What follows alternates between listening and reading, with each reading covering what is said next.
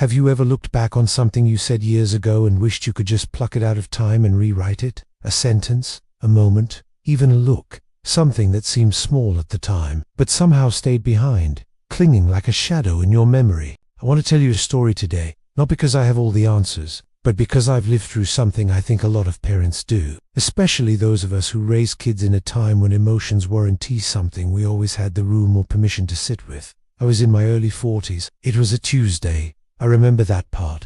I had worked a full day, the washing machine had overflowed, and dinner had burned, and that's when my youngest, probably around 10 at the time, came running in with muddy shoes across the living room carpet. I didn't pause. I didn't breathe. I just exploded. "Can you just think for once before you act?" I shouted, loud enough to startle even me. The look on his face, he froze, and I could see the little tremble in his lip before he dropped his eyes and backed out of the room. And just like that, it was over, or so I thought. Now, if you're a parent, you probably understand. We don't yell because we don't love. We yell because we're tired, because we're worried, because the weight of being everything for everyone gets too heavy sometimes. And the truth is, kids are resilient, right? They bounce back, they recover. That's what we tell ourselves. But what we don't talk about is the echo. The things we say in moments of stress or frustration. They can echo for years in a childish mind. And sometimes we don't even know it happened. Not until decades later, when a memory comes back not from your own mouth, but from theirs. The years passed quickly after that. My son grew up, finished school, got a job, became a man in what felt like the blink of an eye.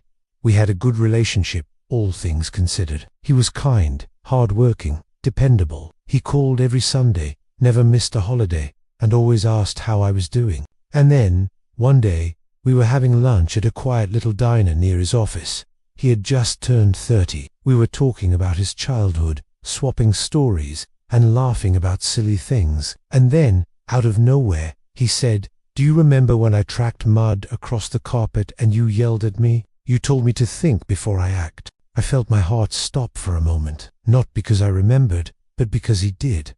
Clearly he smiled when he said it, but not a ha-ha kind of smile. It was one of those quiet, thoughtful smiles, the kind that hides more than it shows. I think I spent a lot of years after that trying to be the kind of person who always thought before acting. He said, "It's not a bad thing." But sometimes, I think I became scared to mess up, even when it was harmless, even when it was just fun.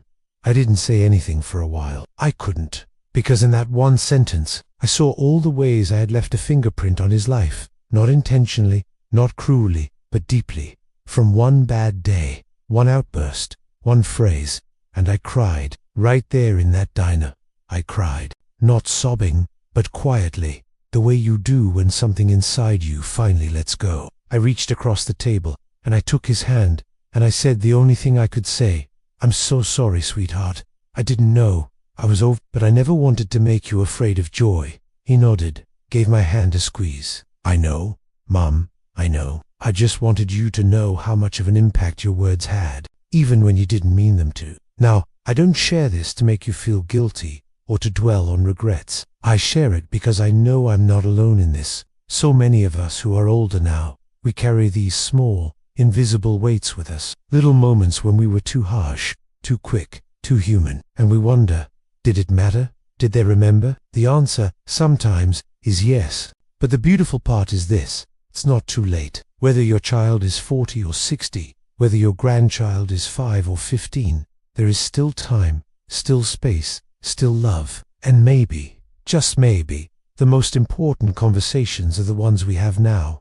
The honest ones, the vulnerable ones, the ones where we say, "I didn't always get it right, but I'm here now, and I see you." Let's talk more about what that healing can look like.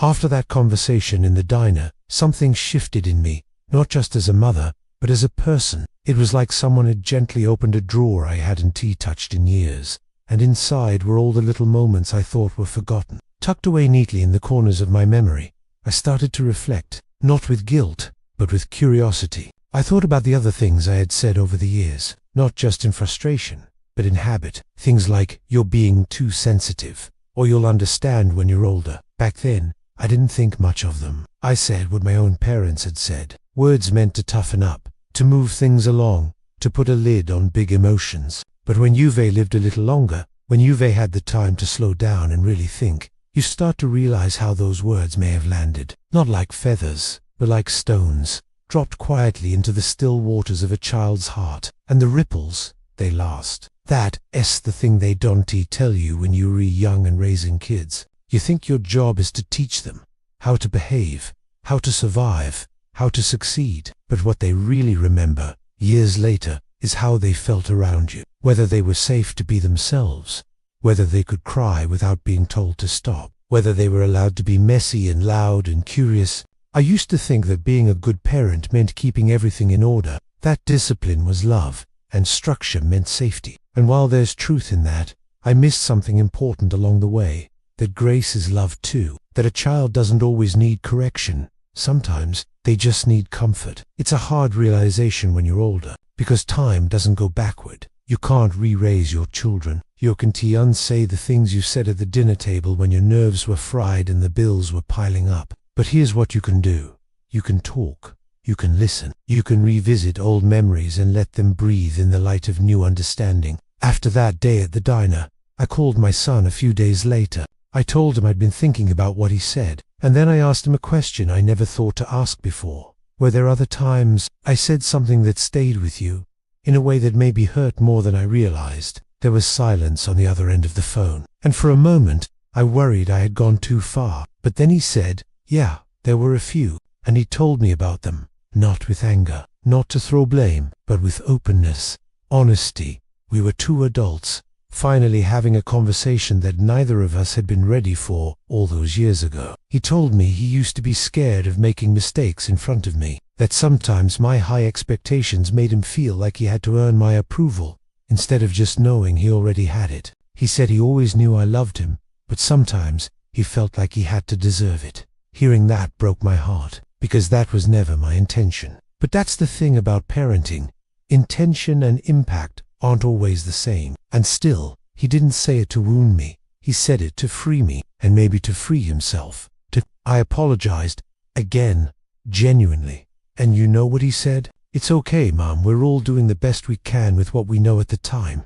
I'll never forget that, because that one sentence held more grace than I had given myself in years. You see, many of us, especially those of us over 60, carry a silent burden. We look back at our lives, especially our parenting years, and wonder, did I mess up too much? Did I do more harm than good? We think of the missed piano recitals, the moments we snapped, the times we weren't present because we were too busy just trying to keep life afloat. And if you're anything like me, you might feel that weight even more as the years go on, because now you have the time to think, to feel, to remember. But I want to tell you something that I had to learn the long way.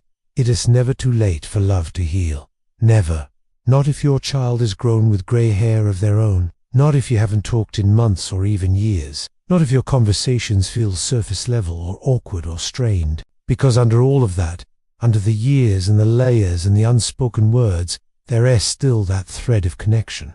Still that bond that never truly breaks. Sometimes all it takes is a small moment of courage.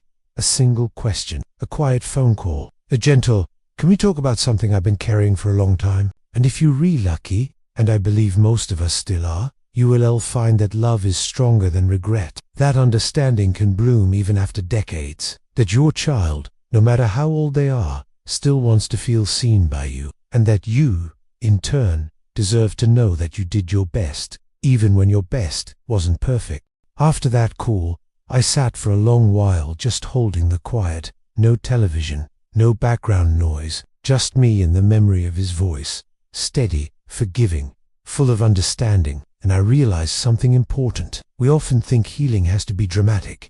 Tears, apologies, maybe a family dinner that ends in some kind of emotional breakthrough like in the movies. But the truth is, healing can be quiet, gentle. It can come from one phone call, one open-hearted moment, one sentence that lets something long buried finally come up for air. That moment didn't erase every mistake I'd ever made. It didn't undo the tough years or rewrite the past, but it softened it. It gave it context. And most importantly, it gave us a deeper connection now. One built not on perfection, but on truth. And that's what I want to share with you. Truly, that it's not about fixing everything. It's about being willing to show up now as we are, softer, wiser, maybe more humble, and say, I see you, I hear you, I know I didn't always get it right, but I want to be present with you now. You might be thinking, but what if my child doesn't want to talk? What if too much time has passed? What if they don't remember or they don't care? And that's fair. Not every story ends neatly. Not every wound wants to be revisited. But reaching out, with kindness, not pressure, is always worth trying. You might be surprised by how much they remember, not with bitterness, but with a quiet hope that you might remember too. You know, there's a kind of redemption that only comes with age. When we're younger, we're too busy moving forward to look back. But when life slows down, we finally get the chance to understand the full arc of our choices, the way our voices shaped others, even in ways we didn't intend. And while it's easy to sit with regret, it's far more meaningful to sit with compassion, for ourselves, for our children, for the version of us who was just doing the best they could. One day, a friend of mine, another parent, also in her 70s, told me something that stayed with me ever since. She said, "My daughter once told me, you taught me strength, even if you didn't always mean to, and now that you're older, I get to teach you softness." Isn't that beautiful? That's what time can do when we allow it. It turns roles upside down in the most tender way. It invites us into a different kind of relationship.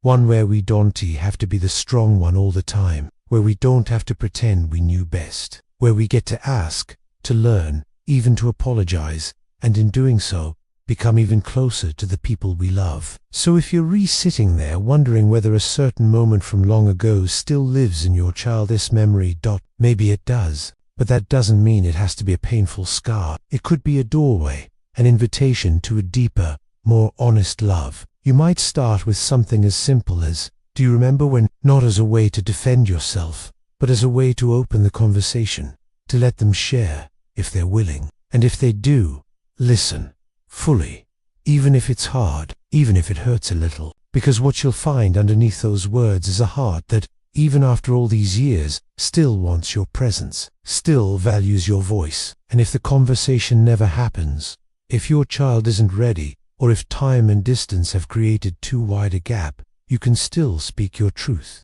In a letter, in a journal, in prayer, you can still make peace with yourself. And that matters too, because your story is not over.